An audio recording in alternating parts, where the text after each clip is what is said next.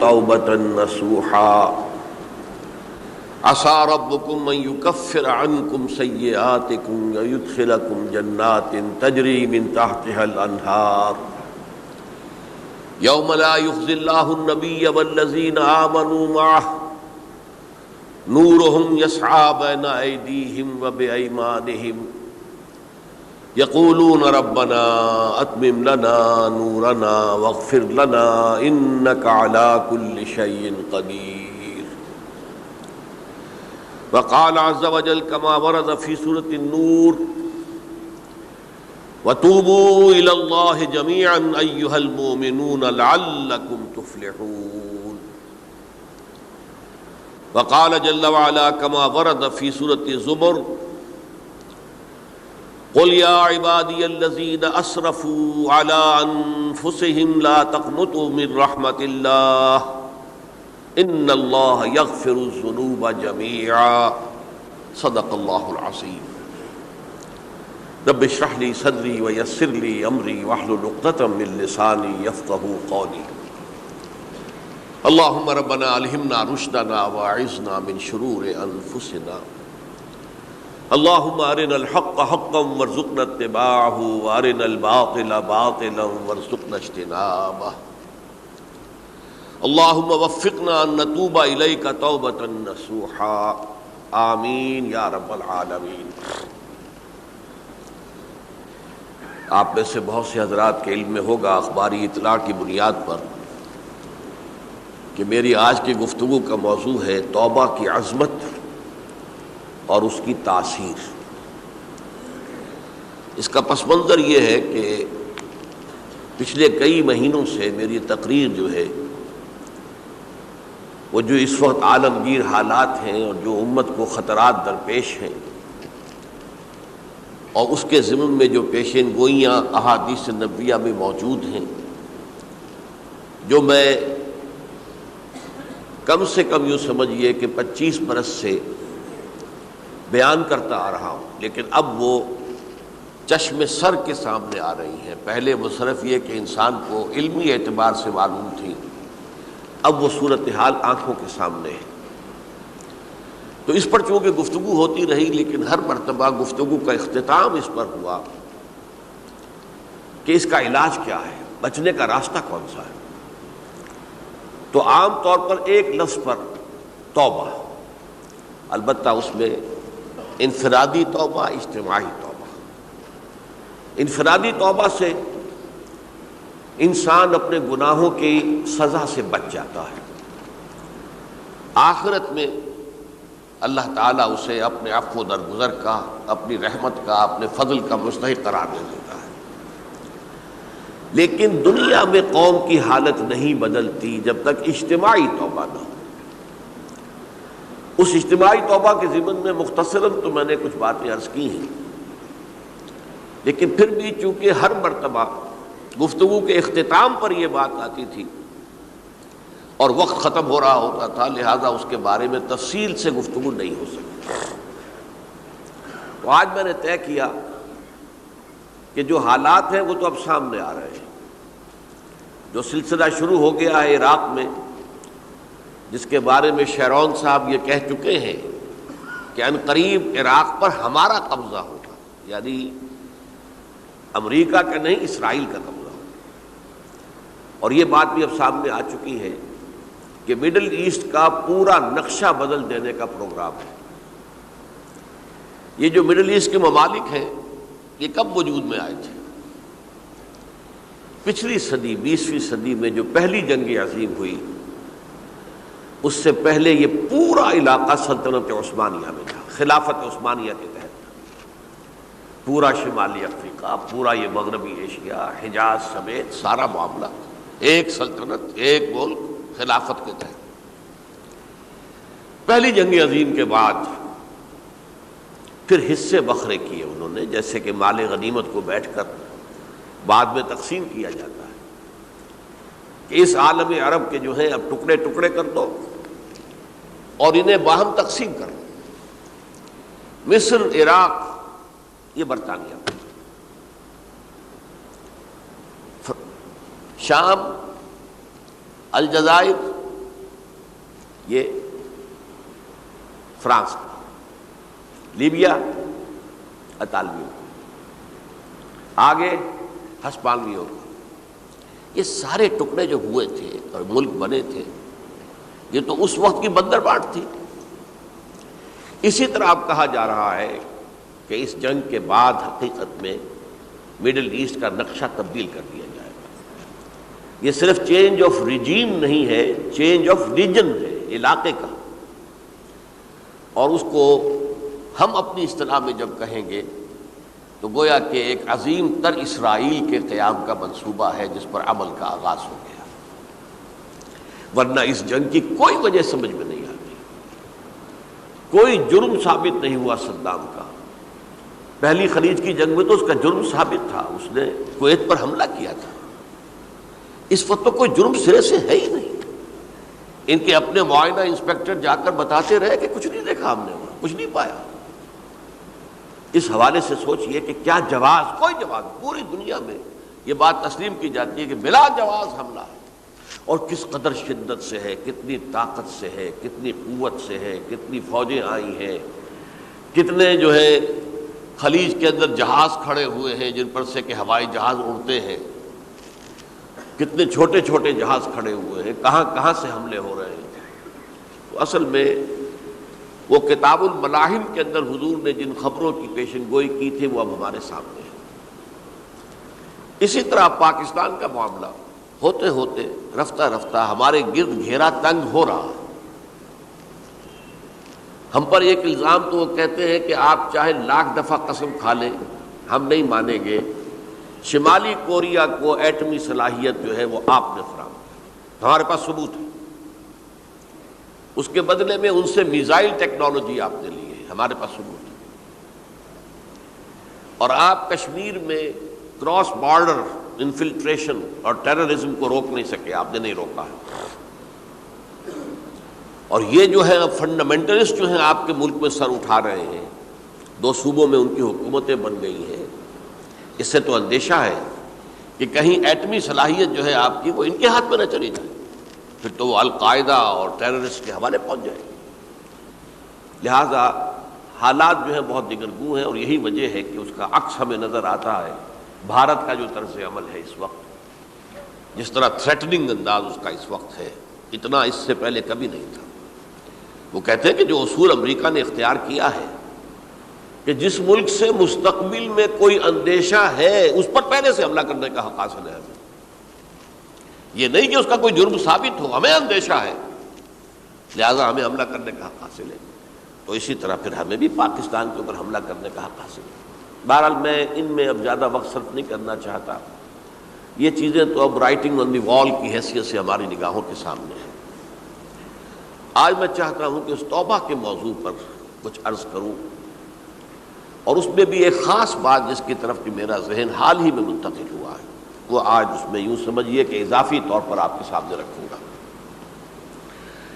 دیکھیے، توبہ کے بارے میں قرآن مجید میں بے شمار آیات ہیں، اور توبہ جو ہے ہماری دینی تعلیمات کا ایک اہم ستون ہے۔ میں نے ابھی صرف 3 مقامات سے آیات آپ کو سنائی ہے۔ یا ایھا الذین آمنوا توبوا الی اللہ توبۃ نصوحا، اہل ایمان اللہ کی جناب میں توبہ کرو خلوص کے ساتھ، اخلاص کے ساتھ۔ توبۃ النصوح، زبانی کلامی نہیں، توبہ کی تسبیح نہیں، بالفعل توبہ۔ عسیٰ ربکم ان یکفر عنکم سیئاتکم، امید ہے تمہارا رب تمہاری برائیوں کو تم سے دور کر دے گا۔ یہ توبہ کی تاثیر ہے۔ اگر آپ کے اخلاق اور کردار میں کوئی غلط شے شامل تھی، اللہ تعالیٰ آپ کے کردار کے دامن کو دھو دے گا، اور آپ کے اعمال نامے میں اگر دھبے لگے ہوئے تھے تو اللہ تعالیٰ ان دھبوں کو بھی دھو ڈالے گا۔ عسیٰ ربکم ان یکفر عنکم سیئاتکم ویدخلکم جنات تجری من تحتہا الانہار، اور تمہیں داخل کرے گا ان باغات میں جن کے دامن میں ندیاں بہتی ہوں گی۔ یوم لا یخزی اللہ النبی والذین آمنوا معہ، وہ دن جس دن اللہ تعالیٰ اپنے نبی کو رسوا نہیں کرے گا، معاذ اللہ ثم معاذ اللہ۔ اور نبی کے ساتھ ہی ان کو بھی کہ جو ان کے ساتھ ایمان لائے. نورہم یسعی بین ایدیہم و بایمانہم، ان کا نور ان کے سامنے طرف اور داہنی طرف دوڑتا ہوا ہوگا. نور ایمان قلب سے پھوٹ رہا ہوگا اور وہ سامنے روشنی ڈالے گا، اور نور اعمال صالحہ داہنے ہاتھ کی طرف سے چونکہ عمل کرتے ہیں نیک ہم، تو وہاں سے نور ظاہر ہوگا جو دنیا میں اعمال کی شکل میں کمایا گیا تھا. اور اس وقت یہ اہل ایمان کہتے ہوں گے یقولون ربنا اتمم لنا نورنا واغفر لنا، اے اللہ ہمارے نور کو کامل فرما دے. اس کا پس منظر یہ ہے کہ ظاہر بات ہے کہ ایمان کے درجات بھی بے شمار ہیں. کہاں ابو بکر صدیق کا ایمان، کہاں ایک عام صحابی کا ایمان، کہاں ہم جیسے غیر صحابہ عام مسلمانوں کا ایمان، کہ نسبت خاک رابع عالم پاک، اسی نسبت سے اس نور کی انٹینسٹی ہوگی. حضور نے فرمایا کچھ لوگوں کا نور تو اتنا ہوگا کہ وہ مدینے سے صنعاء تک اس کی روشنی پہنچ رہی ہوگی، یمن کے دارالحکومت تک. اور کچھ لوگوں کا نور اتنا ہوگا کہ صرف ان کے قدموں کے آگے روشنی ہو جائے گی، جیسے ٹارچ ہوتی ہے آپ کے آگے. تو ظاہر بات ہے کہ اگر آپ کو رات کے وقت جنگل سے گزرنا ہو اور پگڈنڈی ہو کوئی اور اندھیری شب ہو، تو آپ کے لیے وہ ٹارچ بھی کس قدر بڑی غنیمت ہے کہ آدمی دیکھ لیتا ہے کہ سامنے سانپ ہے، کیا ہے، گڑھا ہے، کھائی ہے، کیا ہے. تو اس روز وہ جن کو وہ ٹارچ نصیب ہو گئی وہ بھی بہت خوش قسمت، بہت خوش قسمت، بہت خوش قسمت ہوں گے. لیکن ان کا کیا کہنا جن کا نور مدینے سے صنعاء تک پہنچ رہا ہو. تو جن کے نور کی یہ انٹینسٹی کم ہوگی وہ اللہ سے دعا کرتے ہوں گے ربنا اتمم لنا نورنا، پروردگار ہمارے نور کو بھی کامل کر دے. تو نے اپنے ان بندوں پر کتنا فضل کیا ہے، کتنا بڑا نور ان کو عطا کیا. اتمم لنا نورنا، ہمارا نور بھی اس کا اتمام فرما دے، تکمیل کر دے. واغفر لنا، اور یہ کیسے ہوگا؟ ایسے ہوگا کہ ہمارے گناہوں کی پردہ پوشی کر دے. گناہوں کی پردہ پوشی ہوگی تو پھر اس نور کی انٹینسٹی میں اضافہ ہو جائے. واغفر لنا انک علی کل شیء قدیر، یقیناً تو ہر شے پر قادر ہے. پھر میں نے آپ کو آیت سنائی سورہ نور کی، یہ آیت نمبر 31 بڑی طویل آیت ہے، اس کا آخری ٹکڑا ہے وَتُوبُوا إِلَى اللَّهِ جَمِيعًا أَيُّهَا الْمُؤْمِنُونَ لَعَلَّكُمْ تُفْلِحُونَ، اے ایمان والو اللہ کی جناب میں سب مل جل کر توبہ کرو تاکہ تم فلاح پاؤ. یہ گویا کہ اجتماعی توبہ کا جو میں نے آپ کے سامنے اصطلاح بیان کی ہے، یہ اس کا نقشہ ہے. اور ایک اور آیت جو میں نے آپ کو سنائی سورہ زمر کی آیت نمبر 53. بعض لوگوں پر کچھ مایوسی طاری ہو جاتی ہے، ہم اتنے عرصے سے گناہ کرتے چلے آ رہے ہیں، کیسے معافی ہوگی، کیسے ممکن ہے، کیسے چھٹکارا ملے گا. ایسے لوگوں کے لیے ان کے اطمینان کے لیے، ان کی دلجوئی کے لیے، ان کی تسلی کے لیے یہ آیت عظیم ترین آیات میں سے قرآن مجید کی. قل یا عبادی الذین اسرفوا علی انفسہم، اے نبی کہہ دیجئے اے میرے وہ بندو جنہوں نے اپنی جانوں پر ظلم کیا ہے، ظلم اٹھایا ہے، زیادتی کی ہے. تم کہ گناہ کرتے رہے ہو تو اپنی جان پر ظلم کیا ہے، میرا تو کچھ نہیں بگاڑا. اللہ تو غنی ہے، اس کی تو سلطنت میں کوئی کمی نہیں آتی. ایک حدیث قدسی میں الفاظ آئے ہیں میرے بندو اگر تم سب کے سب اولکم و آخرکم و انسکم و جنکم، تمام انس و جن اور اولین سے لے کر آخرین تک کسی بدترین انسان جیسے فاسق و فاجر ہو جائیں، سب ابلیس بن جائیں، تب بھی میری سلطنت میں کوئی کمی نہیں ہوگی. اور اگر تم سب کے سب اولین و آخرین اور انس اور جن سب مل کر جو متقی ترین انسان ہو سکتا ہے ویسے بن جاؤ، ابو بکر صدیق بن جاؤ، تب بھی میری سلطنت میں کوئی اضافہ نہیں ہوگا. تو اللہ تعالیٰ کا تو کچھ بگڑتا نہیں ہے. انسان گناہ کرتا ہے تو اپنا نقصان کرتا ہے. قل یا عبادی الذین اسرفوا علی انفسہم، کہہ دیجئے اے نبی اے میرے وہ بندو جنہوں نے اپنی جانوں پر ظلم کیا ہے، ستم کیا ہے، ظلم اٹھایا ہے، لا تقنطوا من رحمت اللہ. میں آج بعض حدیثیں اس موضوع پر آپ کو سناؤں گا، عجیب چشم کشا حدیثیں ہیں. میں نے چونکہ اس موضوع پر گفتگو کرنی تھی تو میں نے کچھ اس مرتبہ احادیث کا تفحص کیا، تو واقعہ یہ ہے کہ بعض احادیث پڑھ کر خود میری جو ہے میرے علم میں اضافہ ہوا، ادھر میری توجہ آج تک نہیں گئی تھی۔ لا تقنطوا من رحمت اللہ، اللہ کی رحمت سے مایوس مت ہو۔ ان اللہ یغفر الذنوب جميعا، اللہ تعالیٰ تمام کے تمام گناہ معاف کر دے گا۔ اللہ تعالیٰ کی قدرت ہے، اللہ کا اختیار ہے، اللہ کا فیصلہ ہے، لہذا مایوس نہ ہو، اصلاح کرو۔ احادیث تو میں بعد میں آپ کو سناؤں گا، اس سے پہلے اس کا فلسفہ سمجھ لیجئے اصل میں کیا ہے۔ دیکھیے، ایک ہے طبیعی اعمال، فزیکل، ان کا ہم دنیا میں اصول یہ دیکھتے ہیں کہ اس کے نتائج لازمی ہوتے ہیں اور ان سے چھٹکارا نہیں مل سکتا۔ آپ نے سنکھیا کھایا ہے تو مریں گے، چائے کھانے کے بعد آپ نے خودکشی کا ارادہ کیا، سنکھیا کھا لیا، اب چاہے آپ پر ندامت ہو، پشیمانی ہو، پریشانی ہو، توبہ کرے، آپ کو بچنے کا کوئی سوال نہیں، مرنا ہی مرنا۔ اتنا یہ کہ اللہ تعالیٰ جو ہے اپنی معجزانہ کسی قدرت سے اس عمل کا جو طبعی نتیجہ ہے اس کو نکلنے سے روک دے۔ آگ کی فطرت ہے کہ وہ جلاتی ہے، اللہ کے حکم کے تحت حضرت ابراہیم کو اس نے نہیں جلایا، یا نار کونی بردن وسلام علی ابراہیم۔ لیکن یہ ہمیشہ نہیں ہوتا، یہ تو ایک دفعہ ہو گیا بس۔ اللہ جب چاہے اب بھی کر سکتا ہے، لیکن یہ روز روز نہیں ہوتا۔ روز روز جو بھی فزیکل لاز ہیں وہ چل رہے ہیں، اگر وہ نہ چلے تو کوئی سائنس پاسبل ہی نہ ہو، کوئی ٹیکنالوجی ممکن ہی نہ ہو۔ یہ تو ان فزیکل کیمیکل لاز جو ہیں ان کا دوام ہے کہ جس کی وجہ سے یہ ساری سائنس اور ٹیکنالوجی اب کہاں سے کہاں پہنچ رہی ہے کہ عروج آدم خاکی سے انجم سہمے جاتے ہیں کہ یہ ٹوٹا ہوا تارا کہیں مہی کا عامل نہ بن جائے۔ تو یہ توبہ جو ہے فزیکل اعمال میں مفید نہیں ہے، چاہے آپ پر یہ احساس میں کیا کر بیٹھا، کیا میں نے کیا، کیوں میں نے کھا لیا یہ سنکھیا، وہ تو اب اثر کرے گا۔ جو اخلاقی اعمال ہیں ان کا قانون یہ نہیں ہے۔ اخلاقی اعمال کے نتائج ختم ہو جاتے ہیں توبہ کے ساتھ۔ یہ ایک بہت بڑا قانون ہے، بہت بڑا قانون۔ ایسا نہیں ہے کہ کسی گناہ سے انسان کی فطرت میں کوئی ایسی مستقل کجی واقع ہو جائے کہ جس کی اصلاح کی کوئی صورت ہی نہ ہو، یہ نہیں ہے۔ بڑے سے بڑے گناہ، بڑے سے بڑے گناہ توبہ کرو، خلوص دل سے کرو، جو اس کے اصول ہیں، جو اس کے قواعد ہیں، جو اس کے ضوابط ہیں، جو اس کی شرائط ہیں، ان کو پورا کرو۔ تو بڑے سے بڑے اعمال، برے سے برے اعمال، میں حدیثیں آج آپ کو سناؤں گا، حیران کروں، کیونکہ عام طور پر یہی ہوتا ہے کہ مواعظ میں چونکہ لوگوں کو اصلاح کی ترغیب دلانی ہوتی ہے تو وہ جو انذار کا پہلو ہے اسے زیادہ نمایاں کیا جاتا ہے۔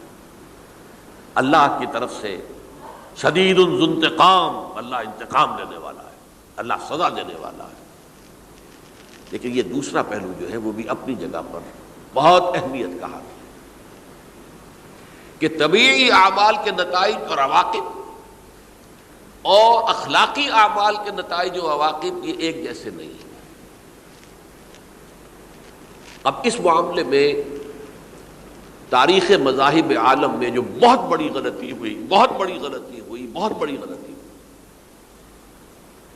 تورات میں حضرت آدم اور حوا علیہ السلام سے جو غلطی اور خطا ہو گئی تھی، آپ اندازہ کیجئے کیا مقام اللہ نے عطا کیا تھا، سارے فرشتوں کو ان کے سامنے سجدہ کروا دیا تھا، اور ایک ہی حکم تو دیا تھا نا کہ اس درخت کے قریب نہ جانا، اور تو ابھی کوئی شریعت نہیں تھی، کوئی لمبے چوڑے احکام نہیں تھے، کھاؤ جہاں سے چاہو، اس ایک درخت کے پیچھے پاس نہ جانا، وَلَا تَقْرَبَا هَٰذِهِ الشَّجَرَةَ فَتَكُونَا مِنَ الظَّالِمِينَ۔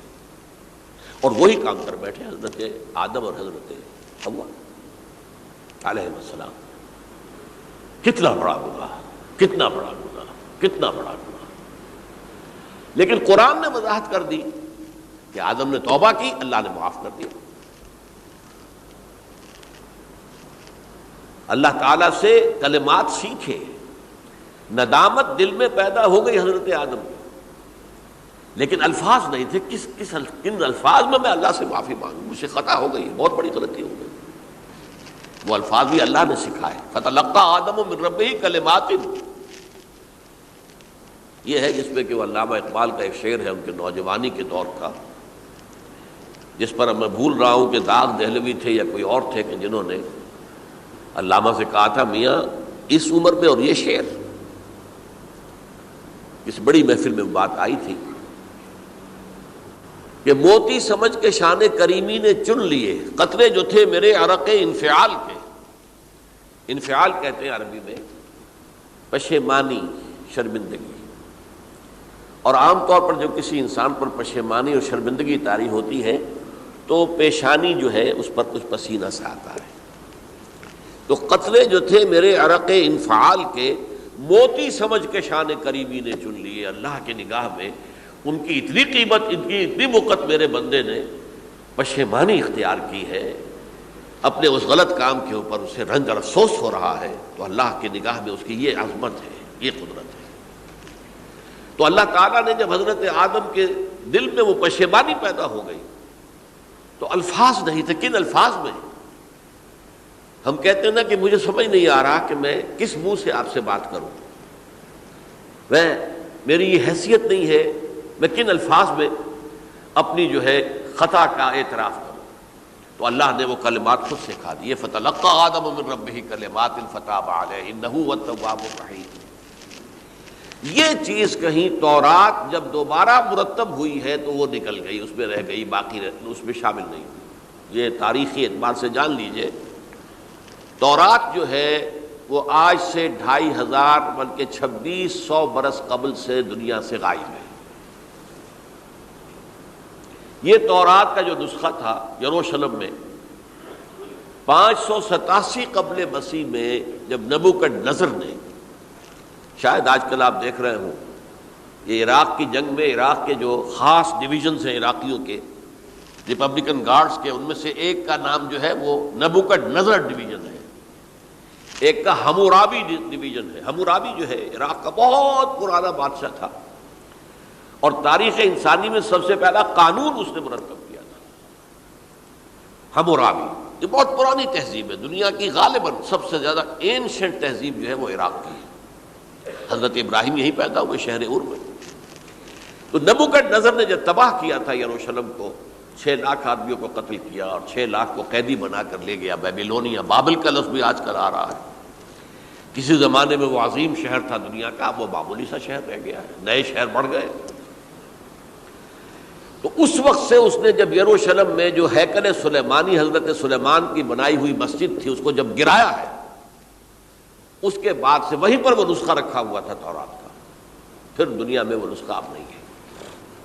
یہودیوں کا کہنا ہے کہ موجود ہے مسجد اقصیٰ کے نیچے، وہ جب اس نے گرایا تھا تو جو نیچے تہخانے تھے وہ نہیں گرے تھے، وہ محفوظ رہتے، اوپر ملبہ آ گیا، اور وہیں پر وہ تورات اور وہ تابوت سکینہ جس میں حضرت موسیٰ کا عصا بھی رکھا ہوا ہے اور بہت سے وہ من اور سلوہ کے بھی کچھ نمونے رکھے ہوئے ہیں، وہ تابوت سکینہ اس کا قرآن مجید میں سورہ بقرہ میں ذکر ہے، وہ بھی موجود ہے، اور جو ربائی وہاں اس وقت تھے ان کے علماء، ان کی لاشیں بھی وہاں پڑی ہوئی ہیں۔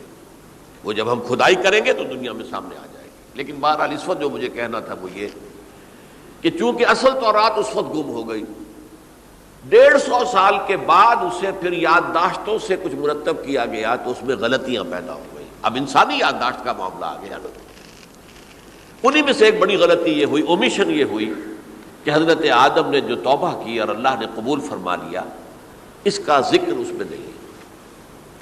اس سے نتیجہ عیسائیوں نے کیا اختیار کیا کہ وہ اوریجنل سن کہتے ہیں اسے، وہ جو ابتدائی گناہ تھا عظیم جو ہمارے جد امجد آدم سے سرزد ہوا تھا، اس گناہ کا اثر جو بھی بچہ نسل آدم میں پیدا ہوتا ہے وہ لے کر آتا ہے۔ یہ زمین و آسمان کا فرق ہے۔ اسلام کے نزدیک ہر بچہ جو پیدا ہوتا ہے وہ معصوم ہے، بلکہ مسلم ہے۔ کل مولود یولد علی الفطرہ، جو بھی بچہ پیدا ہوتا ہے وہ فطرت اسلام پر پیدا ہوتا ہے۔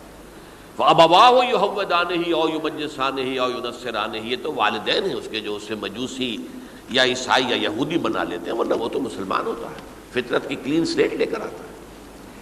عیسائیت کہتی ہے کہ ہر انسان جو پیدا ہوتا ہے بنیادی طور پر گناہگار ہے، اپنے جد امجد کے گناہ کا بوجھ لے کر آ رہا ہے۔ اب اس کا علاج انہوں نے پھر کیا تجویز کیا، یہ ہے کہ ایک غلطی پر دوسری غلطی اور دوسری پر تیسری غلطی، خشت اول چون حد معمار کج، تاثریہ بھی رود دیوار کج۔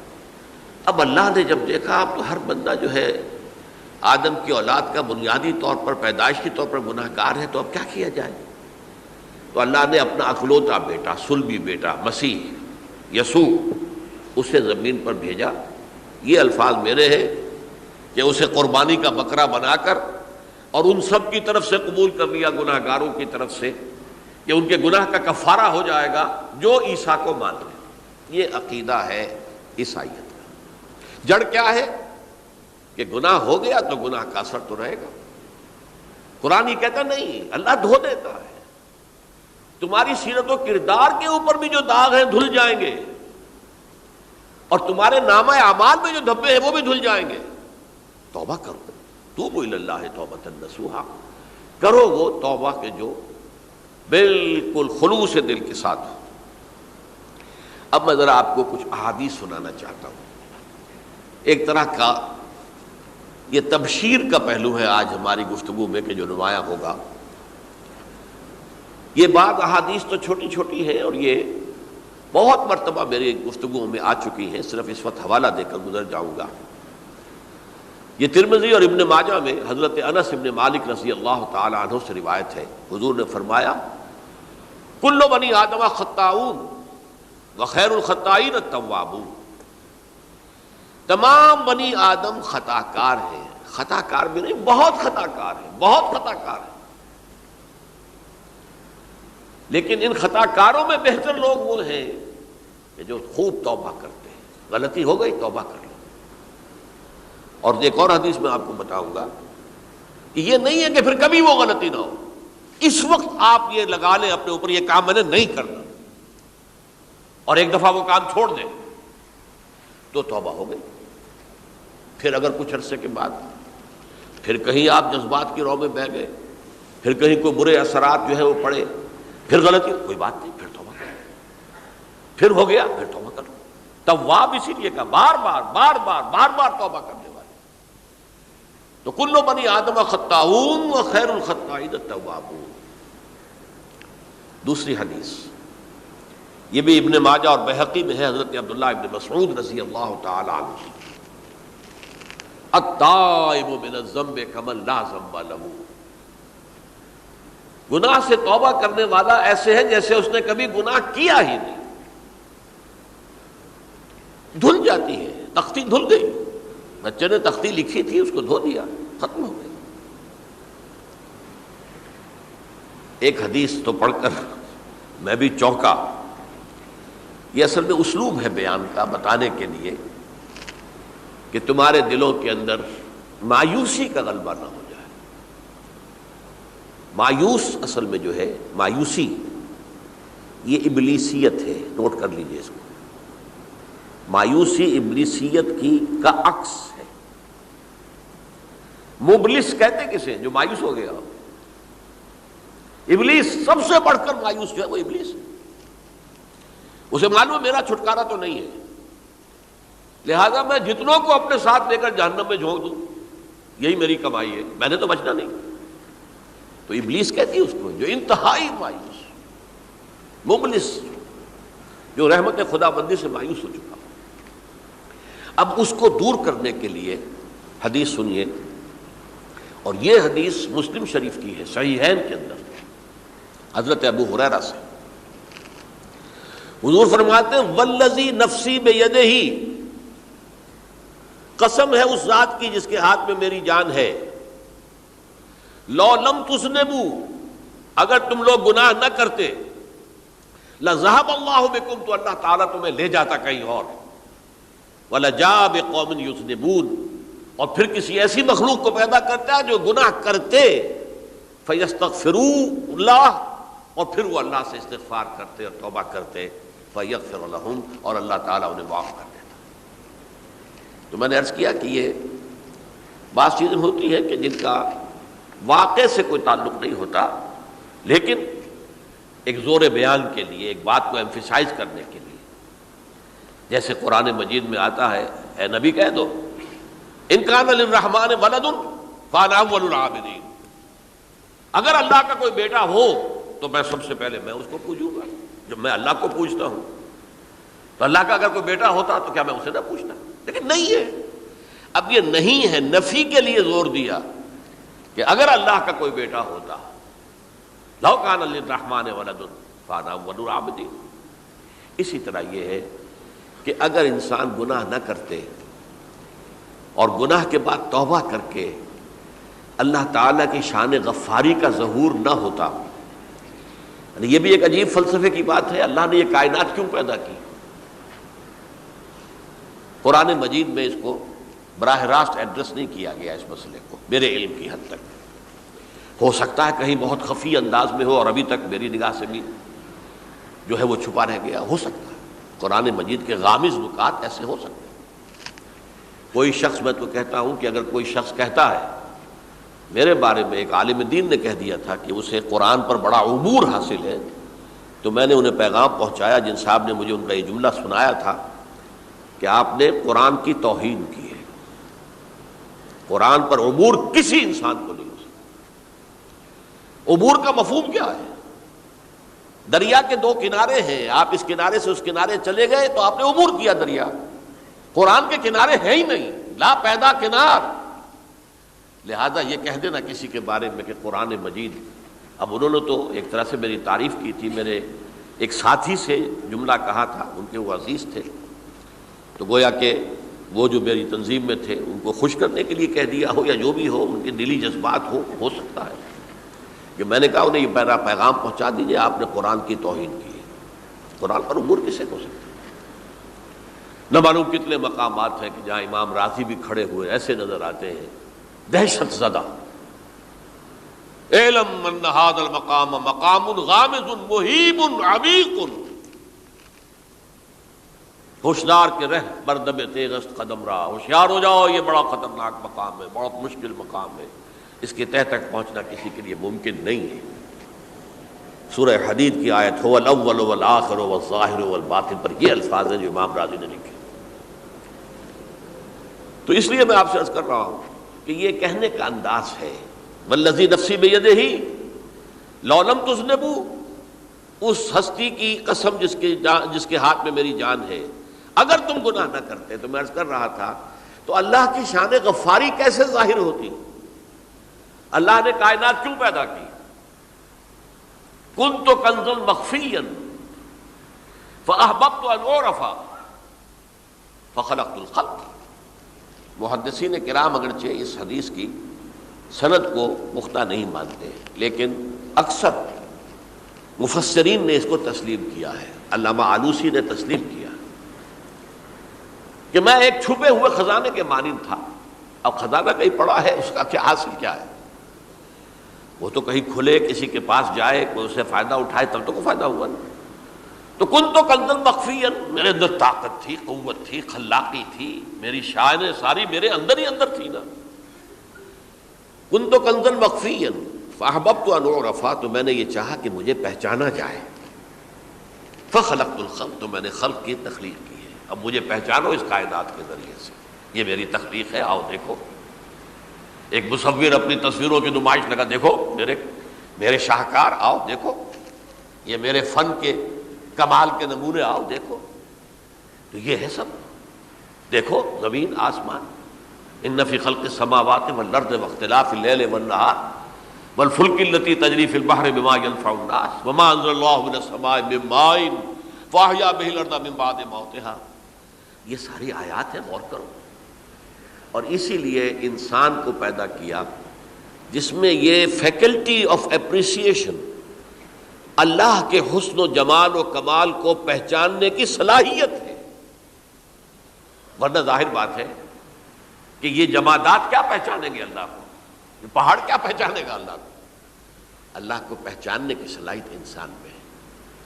تو یہ چونکہ ایک فلسفہ ہے باقاعدہ کہ اللہ نے تعالیٰ، اسی سے میں کہہ رہا ہوں اگر گناہ نہ ہوتا اور پھر توبہ نہ ہوتی اور میں اس کو معاف نہ کرتا تو میری شان غفاری کا ظہور کیسے ہوتا؟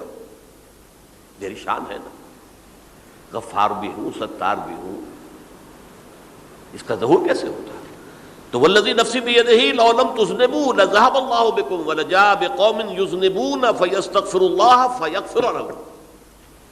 اگر تم لوگ گناہ نہ کرتے تو اللہ تمہیں ختم کر کے کوئی اور ایسی مخلوق پیدا کرتا کہ جو گناہ کرے اور پھر وہ توبہ کرے اور اللہ اسے معاف کرے. اسی سے ملتی جلتی ایک حدیث ہے، یہ امام احمد اور امام بہقی لائے ہیں اور اس کے راوی حضرت علی ہے رضی اللہ تعالی عنہ. ان اللہ یحب العبد المؤمن المفتن التواب. اللہ تعالیٰ کو بہت محبت ہے، یحب. اب دیکھیے ایک طرف وہ آیات ذہن میں لائیے، اللہ تعالیٰ کن سے محبت کرتا ہے؟ واللہ یحب المحسنین. یا وہ لوگ ان اللہ یحب الذین یقاتلون فی سبیلہ صفا کانہم بنیان مرصوص. اللہ محبت کرتا ہے اپنے ان بندوں سے جو اس کی راہ میں جنگ کرتے ہیں صفے باندھ کر، گویا سیسا پلائی ہوئی دیوار ہے. یہ ہے مثبت کام، نیک کام، محسنین، اللہ کی راہ میں قتال کرنے والے. یہاں اس کے برعکس کہا جا رہا ہے ان اللہ یحب، اللہ تعالیٰ محبت کرتا ہے اپنے اس بندے سے العبد المومن، جو مومن ہو.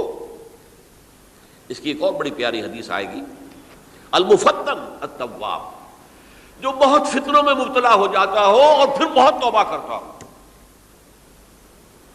مفتن التواب، لیکن ساتھ ہی پلٹتا ہو، رجوع کرتا ہو، پھر اللہ کے حضور میں حاضر ہوتا ہو، پھر معافی مانگتا ہو.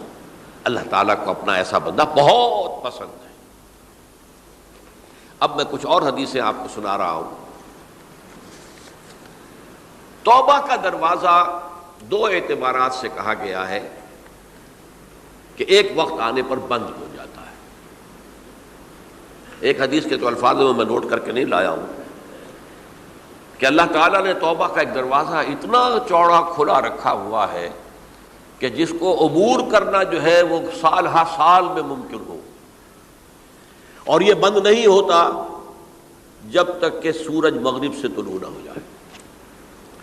یہ قیامت کی جو آخری، قریب قیامت کی جو آخری نشانیاں ہیں ان میں سے وہی حدیث میں آپ کو سنا رہا ہوں. عن ابی ہریرہ رضی اللہ تعالی عنہ، اور یہ مسلم شریف کی روایت ہے،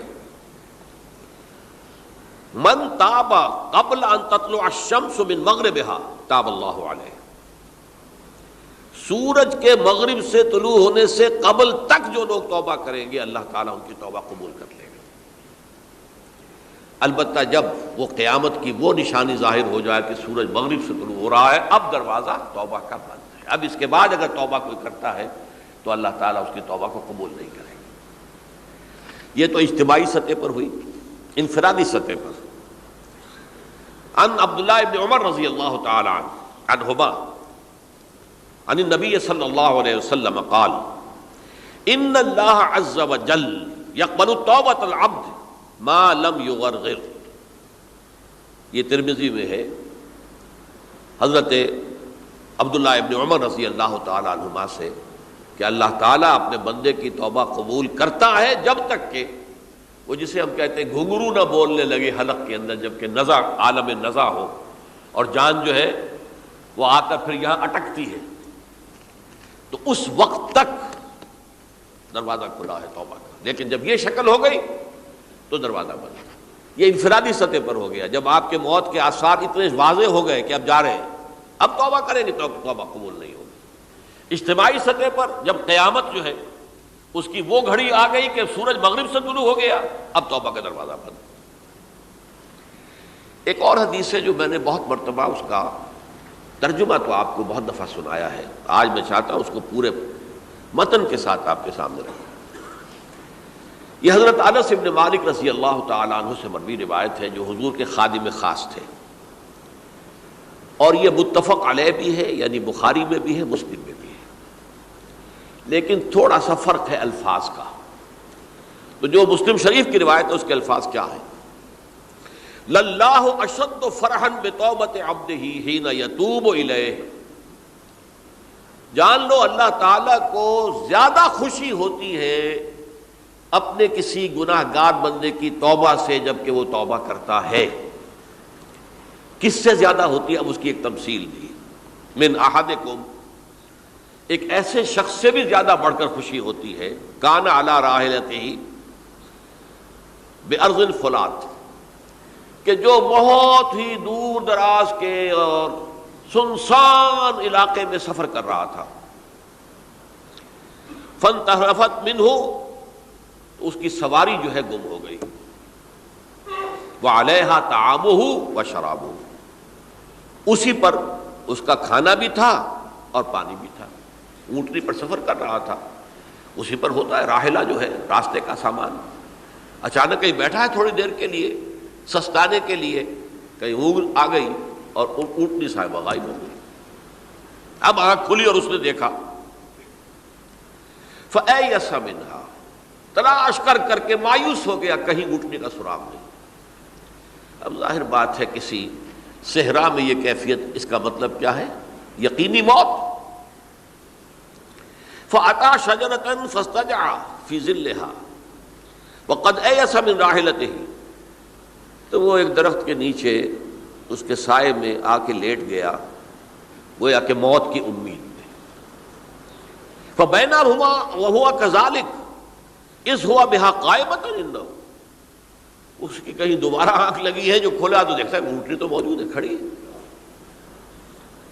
تو وہ فوراً اس کی وہ جو رسی ہے وہ پکڑتا ہے، فَأَخَذَ بِخِتَامِهَا ثُمَّ قَالَ مِن شِدَّةِ الْفَرْحِ، اب جو اسے مسرت ہوئی اس کا آپ اندازہ کر سکتے ہیں، ایک یقینی موت کا معاملہ آ چکا تھا اور اچانک اللہ تعالیٰ نے وہ کھوئی ہوئی اونٹنی جو ہے وہ واپس دلا دی۔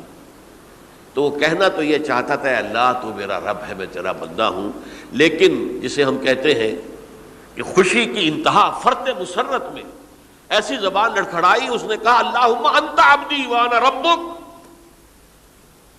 اے اللہ تو میرا بندہ ہے، میں تیرا رب ہوں، یہ کہہ بیٹھا۔ تو یہ کیا ہے؟ فرط مسرت جسے آپ کہیں، خوشی کی انتہا، کہ جس میں انسان جو ہے اتنی بڑی خطا کر بیٹھتا ہے۔ اللہ کو اپنے کسی گناہ گار بندے کی توبہ سے اس سے بھی زیادہ خوشی ہوتی۔ اب ظاہر بات ہے کہ یہ تماثیل کس لیے ہے؟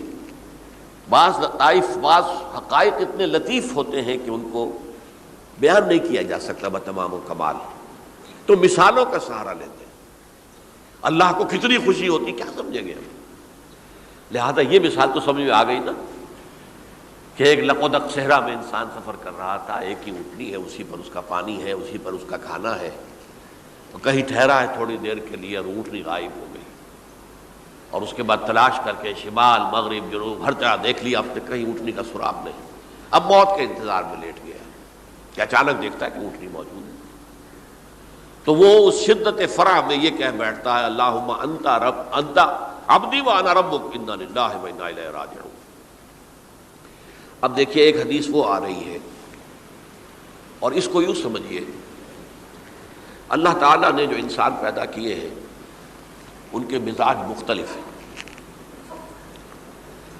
ان میں کچھ لوگ ہوتے ہیں جو قوی ہوتے ہیں ارادے کے، جو فیصلہ کر لیا ڈٹ گئے۔ کچھ لوگوں میں وہ قوت ارادی اتنی مضبوط نہیں ہوتی، وہ ادھر ادھر سوچتے رہتے ہیں۔ کچھ لوگ جسمانی طور پر بہت توانا ہوتے ہیں، کچھ لوگ جسمانی طور پر پیدائشی طور پر کمزور ہوتے ہیں۔ تو اگر کوئی قوت ارادی کمزور رکھنے والا شخص ہے، وہ بھی تو اللہ کی تخلیق ہے، اللہ کا بندہ ہے، خطاؤں کا ظہور ہو جاتا ہے، توبہ کرتا ہے، پھر کچھ عرصے کے بعد پھر خطا کا ظہور ہو جاتا ہے، پھر توبہ کرتا ہے، تو ہم تو یہ سمجھیں گے کہ ایک حد کے بعد پھر اس کی توبہ قبول نہیں ہونی چاہیے۔ لیکن حدیث سنیے، وعن ابی ہریرہ رضی اللہ تعالی عنہ قال قال رسول اللہ صلی اللہ علیہ وسلم ان عبدا اذنب ذنبا، یقیناً ایک بندہ جو ہے وہ ایک گناہ کرتا ہے، فقال، پھر وہ کہتا ہے رب اے میرے پروردگار اذنبت فاغفر لی، مجھ سے گناہ ہو گیا ہے، مجھے معاف فرما دے۔ فقال ربہ، تو پروردگار یہ کہتا ہے اعلم عبدی ان لہ ربا یغفر الذنب ویاخذ بہ، میرا یہ بندہ یہ جانتا ہے کہ اس کا ایک رب ہے جو گناہ معاف بھی کر سکتا ہے اور سزا دے بھی سکتا ہے۔ کیا معنی ہوئے؟ گناہ اس نے کیا ہے لیکن جانتا ہے اللہ کو کہ وہ معاف بھی فرما سکتا ہے، تبھی تو وہ اللہ سے معافی کی درخواست کر رہا ہے۔ اس کے اس جاننے کی بنیاد پر، اس کے اس علم کی بنیاد پر، اس کے اس ایمان کی بنیاد پر فرمایا غفرت لعبدی، میں نے اپنے بندے کو معاف کر دیا۔ ثم مکث ما شاء اللہ، پھر وقت گزرا جتنا کہ اللہ نے چاہا۔ ثم اذنب ذنبا، پھر اس سے گناہ ہو گئے۔ فقال رب اذنبت ذنبا فاغفر، پھر کہتا ہے پروردگار مجھ سے گناہ ہو گیا، پھر مجھے معاف فرما دے۔ فقال ربہ، اللہ فرماتا ہے عالم عبدی ان لہ ربا یغفر الذنب ویاخذ بہ، میرا بندہ ہے نا جو جانتا ہے کہ اس کا ایک رب ہے، ایمان باللہ اس کے اندر ہے، تبھی تو پکار رہا ہے، اور یہ بھی جانتا ہے کہ وہ گناہ معاف بھی کر سکتا ہے اور چاہے تو پکڑ بھی سکتا ہے، سزا بھی دے سکتا ہے۔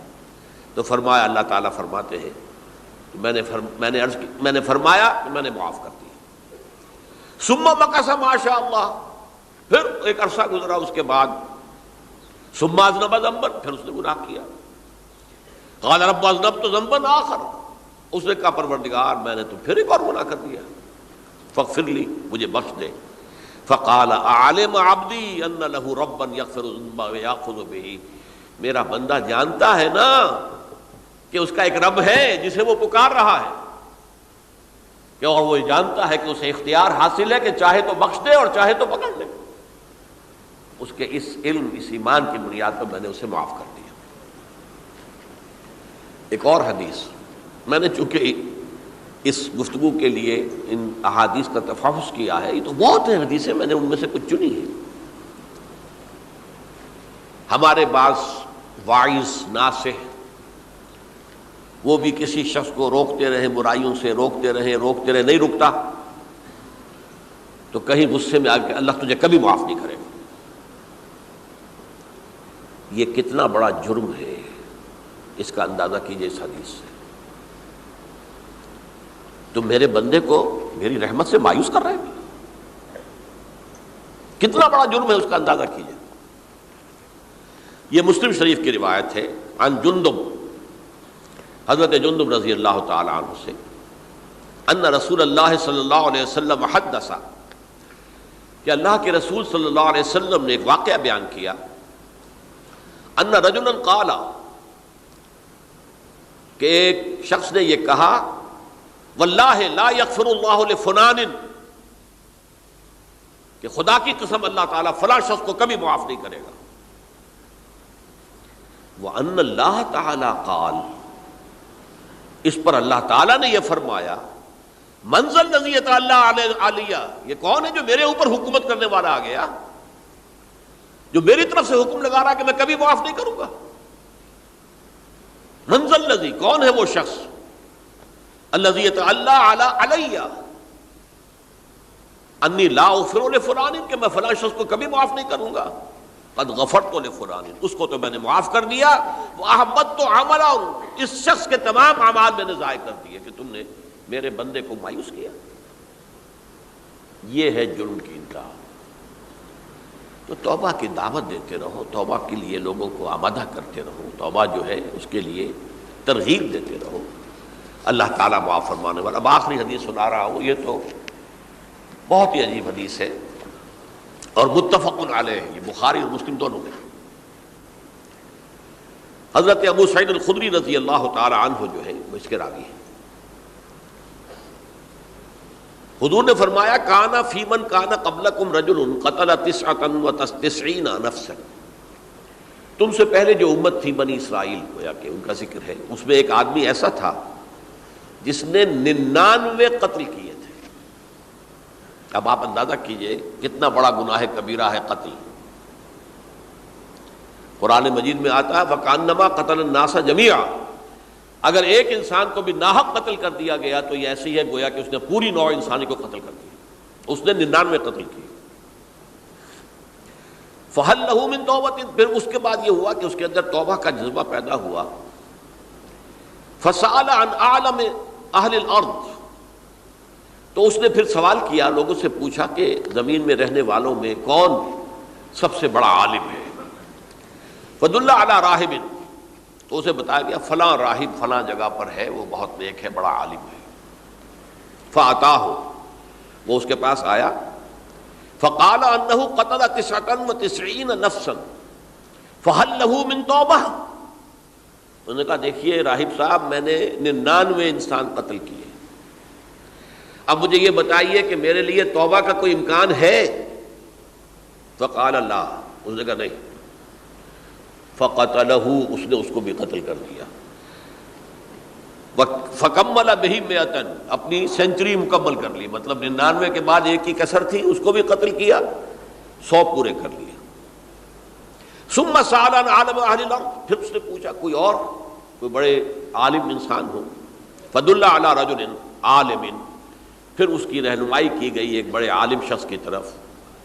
فقال انہ قتل 100 نفس، تو اس نے وہاں جا کر کہا کہ میں 100 انسان ہلاک کر چکا ہوں، قتل کر چکا ہوں.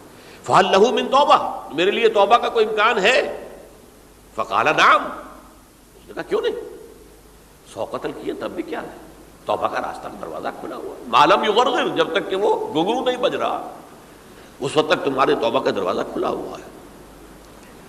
فرمایا نعم ومن یحول بینہ وبین التوبہ، تمہاری توبہ کے درمیان اور تمہارے درمیان کون حائل ہو سکتا ہے، توبہ کا دروازہ کھلا ہے. لیکن ساتھ ہی کہا انطلق الی ارض کذا و کذا، اب تم ایسے کرو جہاں تم رہتے ہو وہاں نہ جاؤ واپس، وہاں کا ماحول اچھا نہیں ہے، معاشرہ اچھا نہیں ہے، ہو سکتا ہے کہ تم توبہ پر قائم نہ رہ سکو، تم فلاں جگہ چلے جاؤ وہاں اچھے لوگ آباد ہیں ان میں جا کر رہو. فإن بها أناسا يعبدون اللہ تعالی، وہاں ایسے لوگ آباد ہیں جو اللہ کی بندگی کرتے ہیں. فاعبد اللہ معہم، تو تم ان کے ساتھ مل کر اللہ کی بندگی اور پرستش کرو. ولا ترجع الی ارضک، اپنی زمین کی طرف اپنے وطن میں واپس مت جاؤ. فإنها ارض سوء، وہ بری جگہ ہے. فانطلقا، تو وہ چل پڑا، ہجرت کر رہا ہے، اس جگہ جا رہا ہے جہاں کا راہب نے بتایا تھا. حتی اذا نصف الطریق، جب آدھا راستہ اس نے پورا کر لیا، اتاہ الموت، موت آ گئی. فاختصمت فیہ ملائکۃ الرحمت و ملائکۃ العذاب، اب وہ جہنم کے فرشتے بھی آ گئے اس کی جان قبض کرنے کو اور جنت کے بھی آ گئے. فقالت ملائکۃ الرحمہ، رحمت والے جو فرشتے ہیں جنت والے، انہوں نے کہا جا تائبا مقبلا بقلبہ اللہ تعالی، یہ شخص توبہ کر کے اللہ تعالیٰ کی طرف ہجرت کر رہا تھا، اس لیے اس کی نیت کی بنیاد پر اب یہ جنتی ہے، لہذا اس کی روح ہم قبض کریں گے.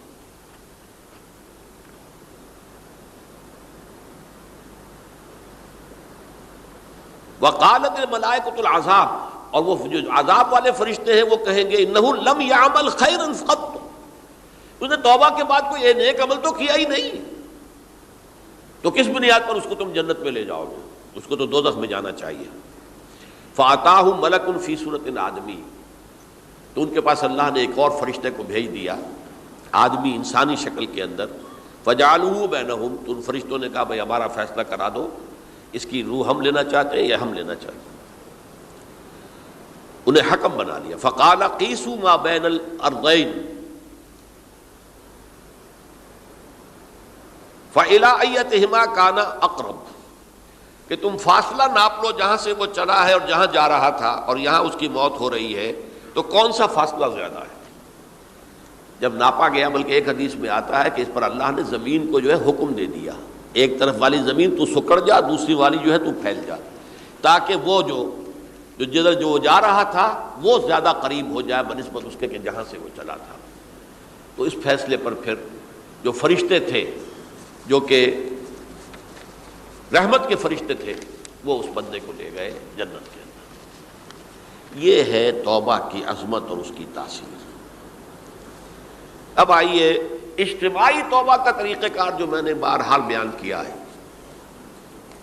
پہلے افراد توبہ کریں اور صحیح توبہ کریں۔ صحیح توبہ کیا ہے؟ ہماری زندگیوں میں کوئی حرام شے ہے فوراً نکال باہر کریں، ہماری معاشرت میں اور اس معاشرے میں رہتے ہوئے جو قانون ہے جس کے ہم پابند ہیں۔ ہم کسی زانی کو رجم نہیں کر سکتے، ناممکن ہے، یہ تو قانون ہی بنے گا تب ہوگا نہیں۔ ہم کسی چور کا ہاتھ نہیں کاٹ سکتے، تو قانون بنے گا تو ہوگا۔ تو ہم جن چیزوں پر عمل نہیں کر سکتے قانوناً، ان کے علاوہ باقی پوری شریعت جس پر عمل کیا جا سکتا اس پر عمل پیرا ہونا ہے۔ سود میں بند نہیں کر سکتا، بینکوں کو میں آگ نہیں لگا سکتا، اور بینکوں کو آگ لگا دیں گے تب بھی سود تو ختم نہیں ہوگا، لیکن یہ تو کر سکتا ہوں نا کہ براہ راست سود میں ملوث نہ ہوں، سود پر قرضہ لے کر اپنا کاروبار نہ چمکاؤں، نہ بڑھاؤں، سود پر قرضہ لے کر اپنے مکان نہ اونچا کروں، یہ تو کر سکتا ہوں۔ تو کم سے کم جو ڈائریکٹ کسی نے قانون نہیں بنایا کہ لازم ہے آپ پر کہ آپ سودی قرضہ لیں اور اپنی بلڈنگ عالی شان بنا لیں، کسی نے نہیں کی۔ یہ اگر کر رہے ہیں تو آپ مجرم ہیں۔ آپ کے معاشرے میں کوئی قانون نہیں بنا کہ پردہ ختم، برقع حرام، مصر یہ ترکی میں تو کر دیا گیا تھا، برقع حرام، وہاں تو سر کو اوپر جو ہے ڈھانپنا جو ہے، سکارف لینا بھی ممنوع ہے، یہاں تو نہیں ہے۔ پھر یہاں جنہوں نے چھوڑا ہے مجرم خود ہے۔ یہاں تو اللہ کا شکر ہے کوئی ایسا مصطفیٰ کمال پیدا آج تک نہیں ہوا ہے کہ جس نے ان چیزوں کا حکم دیا۔ ہاں ترغیب ہے، ذرائع ابلاغ کے ذریعے سے، فحاشی ہے، عریانی ہے، لیکن چوز آپ خود کرتے ہیں، فیصلے کا اختیار آپ کا اپنا ہے۔ تو جن چیزوں کے اندر بھی گناہ سے بچنے کا امکان ہے اس کو عملاً ترک کیا جائے، اور نمبر 2 عزم مصمم کر لیا جائے کہ اللہ اب بقیہ زندگی جتنی بھی ہے اس میں اپنی توانائیاں، اپنی قوتیں، اپنی صلاحیتیں صرف کروں گا تیرے دین کی تبلیغ اور تیرے دین کے قائم کرنے کی جد و جہد۔ عزم مصمم۔ یہ لوگ اگر 14 کروڑ میں 14 لاکھ بھی ہو جائیں، بہرحال 2-4 کی توبہ کرنے سے ملک کی قسمت نہیں بدلتی۔ معتدب تعداد کے اندر جو ہے یہ لوگ اگر ایسے ہو جائیں اور پھر یہ کہ وہ مل کر اگر زور لگائیں تو واقعتاً اس ملک کے اندر شریعت اسلامی کا نفاذ ہو سکتا ہے، اللہ کا نظام قائم کیا جا سکتا ہے۔ یہ ملک بنایا اسی لیے گیا تھا۔ تو یہ توبہ کا جو ہے اجتماعی توبہ کا یہ پوری تفصیل تو میں بارہا بیان کر چکا ہوں۔ آج جو میں نے کہا تھا کہ ایک بات کی طرف میرا ذہن حالیہ منتقل ہوا ہے، اس سے پہلے نہیں ہوا۔ یہ توبہ کرنے والے لوگ جب تک 14 لاکھ نہیں ہیں، 1400 ہی ہوں، لیکن یہ اگر دعا کریں گے اللہ تعالیٰ کے خلوص کے ساتھ تو ان کی دعا قبول ہوگی۔ دعا بہت بڑی شے ہے، الدعاء مخ العبادہ۔ ٹھیک ہے، بڑا لمبا راستہ لگتا ہے یہ کہ 14 لاکھ انسان توبہ کرے، یا 2 لاکھ یا 3 لاکھ انسان توبہ کریں، صحیح معنی میں توبہ کریں، اور پھر وہ جمع ہو، ایک طاقت بنے، تن من دھن لگانے کے لیے، جانے دینے کے لیے تیار ہو جائیں۔ تو لگتا ہے یہ کہ کافی لمبا ہے کہ دراز و دور دیدم رہو رسم پارسائی، یہ تو بڑا لمبا راستہ ہے۔ اسی سے لوگ کہتے ہیں کہ پھر کیا حل ہوا؟ یہ تو حل جو ہے تو کوئی عملی حل تو نہیں ہوا۔ اس میں میرا ذہن منتقل ہوا ہے دعا، اجیب دعوت الداعی اذا دعان امن یجیب المضطر اذا دعاہ۔ بھلا وہ کون ہے جو کسی مضطر کسے کہتے ہیں؟ ایک شخص نہایت پریشان حال ہو گیا ہو، نہایت پریشان حال، اور میں اللہ کو پکارے، پروردگار تو میری دستگیری فرما۔ اللہ کسی اور طرف مجھے کوئی توقع نہیں رہی، کوئی نہیں رہا جس سے مجھے کوئی امید ہو۔ یہ مضطر اضطرار کی حالت میں آ کر جب بالکل بے چین ہو کر اللہ کو پکارتا ہے تو اللہ اس کی دعا قبول کرتا ہے۔ اور دعا کی حد یہاں تک بھی آتے ہیں الفاظ کہ لا یرد البلاء قضاء الا بالدعاء. تقدیر الہی کو بھی اس لیے دو حصوں میں تقسیم کیا گیا. تقدیر مبرم، ایک تو اللہ کا وہ فیصلہ ہے جو ٹل نہیں سکتا کسی صورت میں. ایک تقدیر معلق ہوتی ہے تو صحیح اللہ کا فیصلہ، لیکن اس میں تبدیلی ہو سکتی ہے. یہ جو تقدیر معلق ہوتی ہے اس میں دعا انتہائی مؤثر شے ہے. لا يرد البلاء الا لا يرد القضاء الا بالدعاء. قضا جو ہے وہ نہیں بدل سکتی سوائے دعا کے. اس دعا کی تو کم سے کم ہم منادی کریں، لیکن پہلے شرط وہی ہے، ورنہ وہ دعا نہیں ہے، ورنہ وہ توبہ نہیں ہے. توبہ صحیح ہو، حرام سے اپنے وجود کو، اپنے گھر کو پاک کریں، اس کے بغیر کچھ نہیں. اس کے بغیر تو جیسے کہ کہا گیا سورہ مائدہ میں قل یا اہل الکتاب لستم علی شیء حتی تقیموا التوراۃ والانجیل.